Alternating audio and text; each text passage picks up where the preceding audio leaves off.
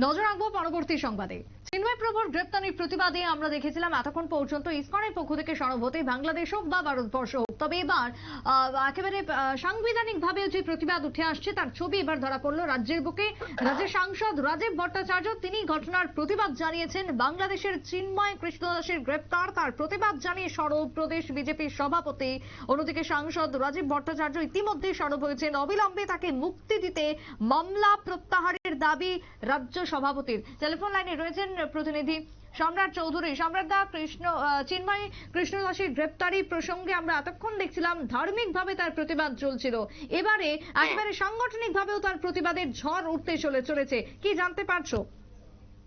একদম সুপ্রীতি, আজ সন্ধ্যায় কিন্তু ত্রিপুরা প্রদেশ বিজেপির পক্ষে সভাপতি যে রয়েছেন রাজীব ভট্টাচার্য তিনি এক বিবৃতিতে গোটা ঘটনার কিন্তু তীব্র নিন্দা এবং ধিক্কার জানিয়েছেন এবং গোটা ঘটনার প্রতিবাদ জানিয়েছেন। পাশাপাশি চিন্ময় প্রভু যে গ্রেফতারি করা হয়েছে তাকে নিঃশর্ত মুক্তি দেওয়া এবং বাংলাদেশের সংখ্যালঘুরা রয়েছেন তাদের নিরাপত্তা নিশ্চিত করার জন্য কিন্তু আবেদন জানিয়েছেন এক বিবৃতিতে প্রদেশ বিজেপি সভাপতি।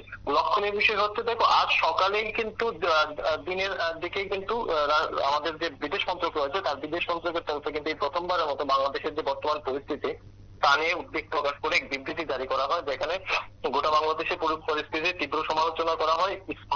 যে ইউনিট সরকার রয়েছেন তারও ভূমিকা নিয়ে সমালোচনা করা হয় এবং বাংলাদেশের পরিস্থিতি নিয়ন্ত্রণের জন্য কিন্তু আর্জি জানানো হয়েছে। একইভাবে কিন্তু আজ বিকালে প্রদেশ বিজেপির তরফে একটি বিবৃতি দেওয়া হয় এবং বিবৃতিতে কিন্তু একইভাবে এই ঘটনার তীব্র নিন্দা করা হয়েছে চিন্ময় প্রভুর এই গ্রেফতারি। বলা হয়েছে যে চিন্ময় প্রভু যিনি বাংলাদেশের শুধু ইসকনের প্রধান নয়, বাংলাদেশের সমস্ত সনাতনী জোটের একজন প্রধান, তাকে এইভাবে গ্রেফতার করা, হেনস্থা করা, বিনা গ্রেফতারি তুলে গ্রেফতার করে নেওয়া, গোটা ঘটনার প্রতিবাদ জানিয়েছে ত্রিপুরা প্রদেশ বিজেপি।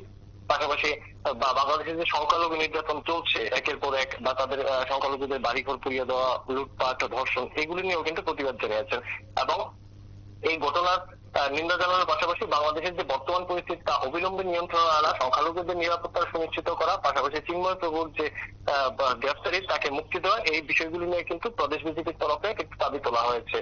এই কিন্তু আজ পর্যন্ত কিন্তু এখন পর্যন্ত কিন্তু প্রদেশ বিজেপির তরফে বাংলাদেশের যে এই পরিস্থিতি নিয়ে কিন্তু এখন পর্যন্ত কোনো প্রতিক্রিয়া কিন্তু জানানো হয়নি।